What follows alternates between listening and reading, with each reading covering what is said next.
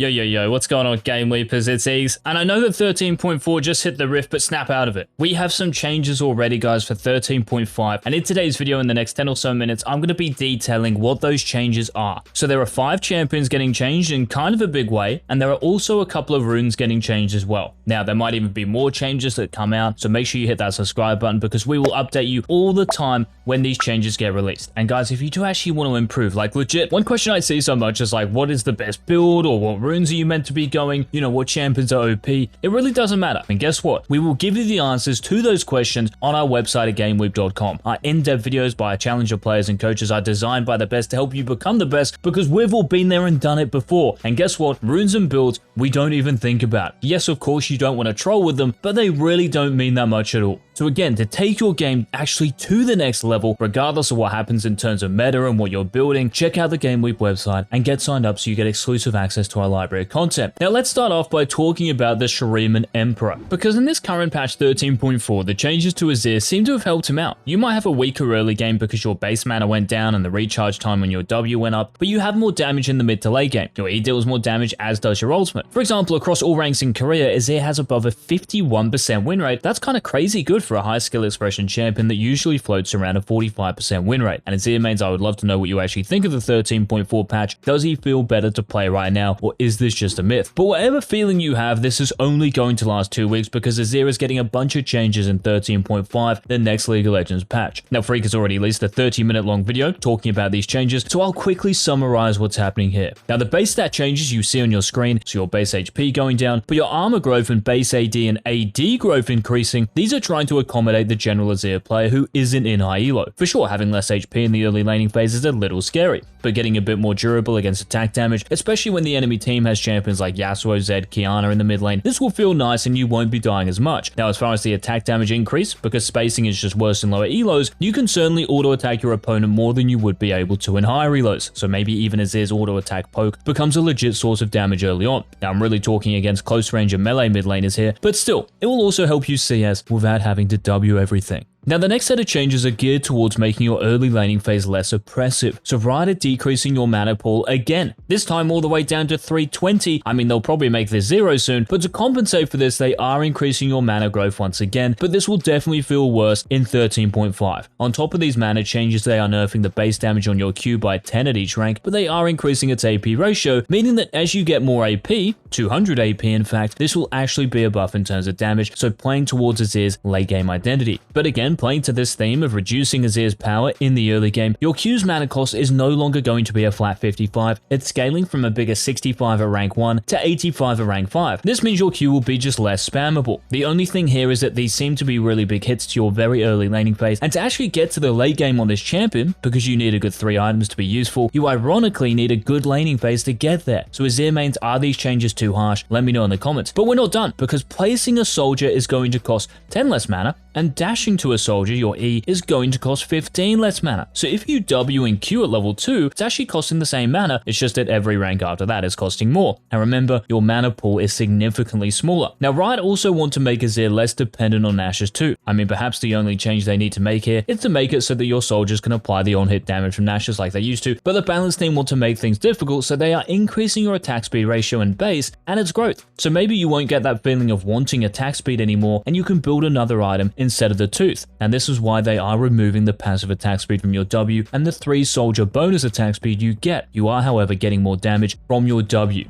Now finally, we have Azir's passive, which has only copped like 1 change since its introduction to the Rift, and the tower duration is going down from 60 seconds to 30 seconds, which might sound a bit over the top, but its cooldown is going down from 180 seconds, 3 minutes, to 90 seconds. So you get more uses out of your Shuriman's legacy, but the tower is not hanging around as long. But to actually make your passive feel like a legit thing, Rider buffing its damage massively while removing the bonus damage to champions, and the tower will apply Azir's spell effects. So stuff like Luden's, Liandry's, Rylai's. They've also changed the armor and magic resist of the tower to scale with Azir's level, and have reduced both the armor and magic resist of the tower when Azir is in Narnia or dead, rather than just the armor. So it's a lot of Azir formation in 13.5, and what do you think? Is Azir going to be Giga OP? Will his early game be too weak to even get to the late game? Let us know down below. Now, the other mid laner getting changed in 13.5 is one who Riot have tried to buff a couple of times recently, but to no avail, this being LeBlanc. And they are continuing this wave clear buffing trend with the new buffs in 13.5. So for anyone who has played LeBlanc, if you don't have your W, you clear minion waves slower than anyone else. And if you are using your Q to farm, it puts it on cooldown for too long, and you just miss out on damaging your opponent, which is really what you're picking LeBlanc for. So Riot are giving your Q 100% mana refund if you last hit a target, and also a 30% cooldown refund, and that is for both your basic ability Q and your ultimate Q. To make this even easier for you, Riot are giving your Q extra damage against minions. Now this will feel so nice because it is addressing your one big weakness, wave clearing, right, and actually killing minions. And maybe LeBlanc will be able to mimic her way out of the lowest win rate champs group. Now heading to the top lane, I don't know if this is happening because Tyler 1 makes him look OP or because he really is just one of the most broken champions across the board, but Gangplank is copping a couple of hits in 13.5. First of all, your passive. So the base damage on this is decreasing a little in the early game to kind of a lot in the late game. Now this is a pretty obnoxious ability, right? Because for a passive to be as useful as this with pretty much zero skill expression, for sure this nerf might be justifiable. But is it really going to stop GP from being unbeatable in lane? And then we have the nerf to your E's recharge time. So it's now going to be a flat 18 seconds instead of scaling from 18 seconds to 14 seconds. Now this might sound big,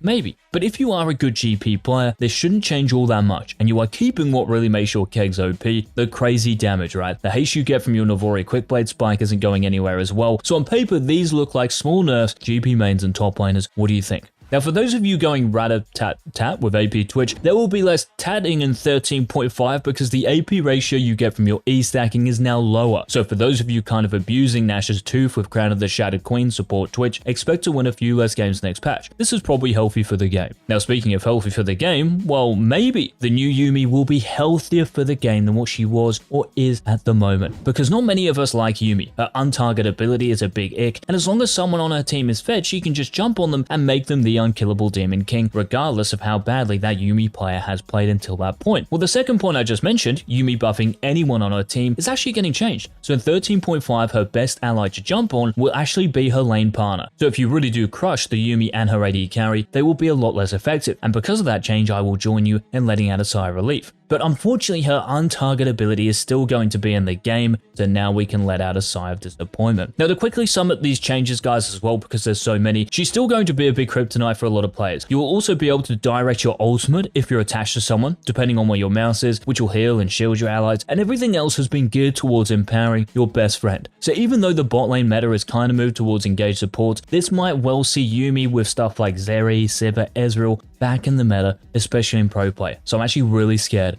about the Yumi changes. Now, we mentioned GP earlier. Well, in this change, we're about to mention other top laners like Fiora, Shen, Sion, Poppy, Camille, and whoever else who takes Grass of the Undying. You guys need to pay attention because you are getting more bonus HP, you're getting a base heal, but you are losing a bit of healing based on your max HP. So this might push it towards being a pure short trading rune it's always meant to be, but the big question here is that, is this going to be abusable by bruisers and fighters, kind of like it is at the moment? So Fiora, Camille, and Jax, they come to mind. Maybe it makes Titanic Hydra better because of the extra bonus HP you're getting. So again, a champion like Camille might be super interested in this. Will these changes mean that tankier top laners like Shen and Sion become super OP?